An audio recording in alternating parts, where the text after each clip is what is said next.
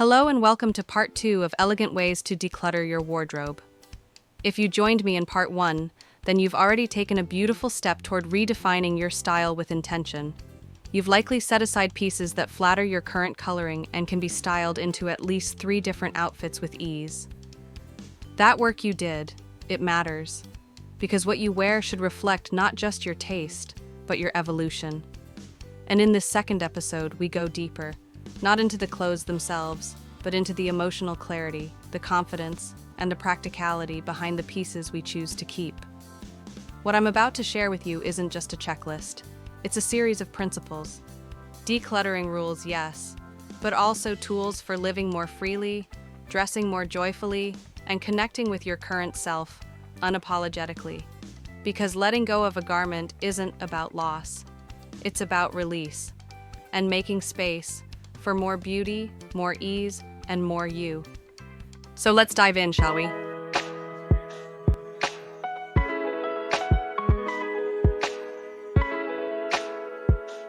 Let's begin with the 5-5 rule.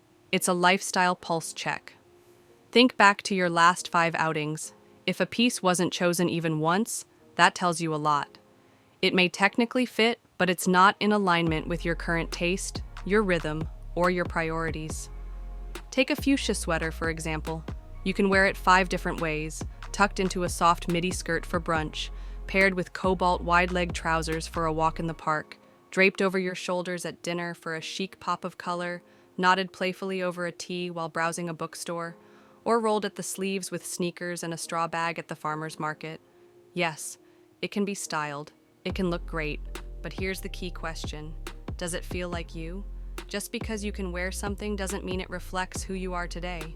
That sweater might be beautiful, but if it never gets picked, if it always feels just a little off, then maybe it's not part of your real rhythm anymore. And then ask yourself, does it make me feel 5 years lighter? Not younger, but more alive, more curious, more you. If a piece feels heavy, emotionally, stylistically, or even literally, it may be time to let it go.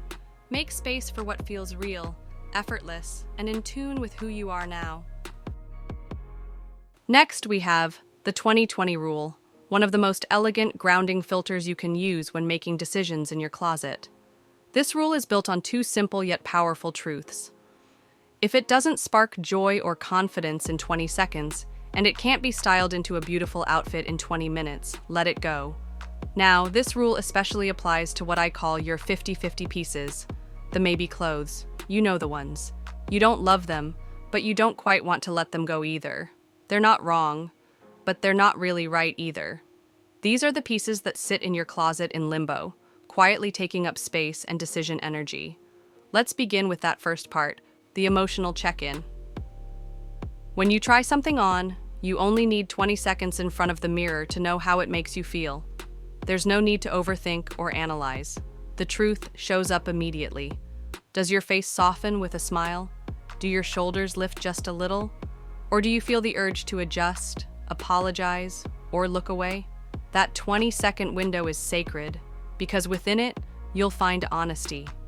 If a garment doesn't light something up in you right away, it's likely tied to an older version of yourself, a version you've already outgrown. And you don't need to explain why.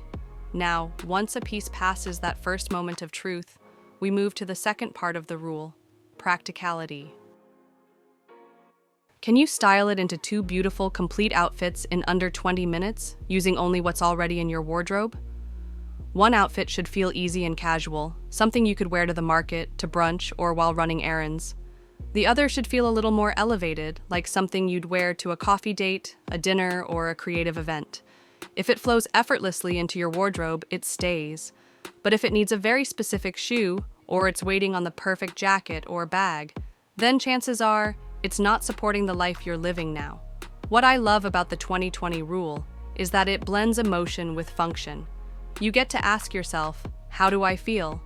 And how does this fit into my lifestyle? And when both answers align, you've got a keeper. Now let me share another rule I use that bring even more clarity to this process. These aren't rigid or cold, they're personal, freeing, and surprisingly emotional. There's one I call the 10-10 rule. It's built on two beautifully revealing questions. First, ask yourself, would I feel comfortable and proud wearing this in front of someone I admire? Not just anyone, someone whose opinion really matters. Maybe a stylish friend, a mentor, or even your younger self. Someone who remembers when you first started finding your voice through clothes. If you feel hesitation, if you'd feel self-conscious or unexpressed in that outfit, it might not be a piece that honors you anymore. Then ask, have I worn this in the past 10 months? That window gently spans every season without being harsh. But if a piece hasn't made it out of the closet in nearly a year, you're probably not drawn to it for a reason. You may have simply evolved beyond it. Another favorite of mine is the 3-to-3 rule, because it brings us back to the body.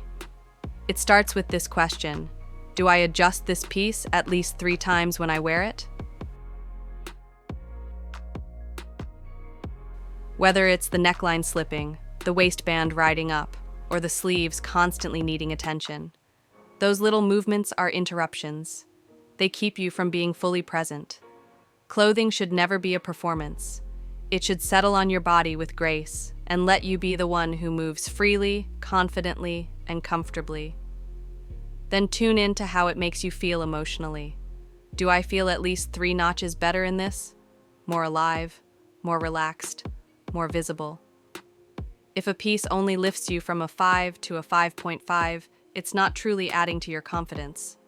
And you deserve to wear clothing that elevates you emotionally, not just physically.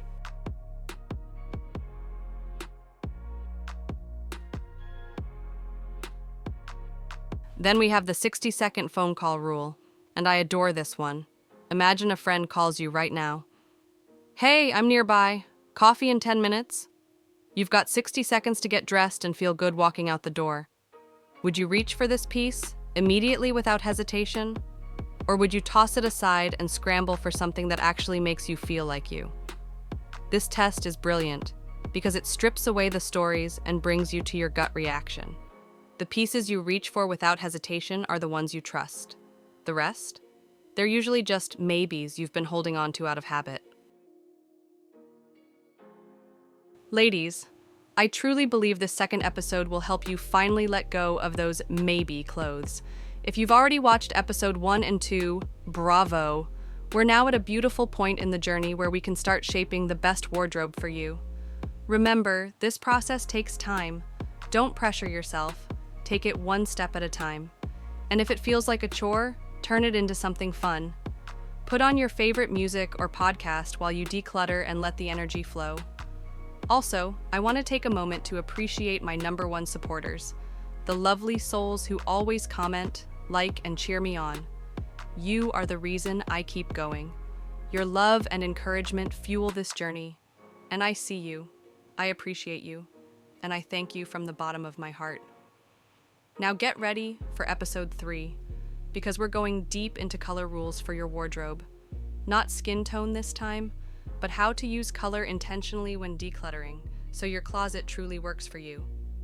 You won't want to miss this one, so stay tuned, like, and subscribe, because there's so much value coming your way.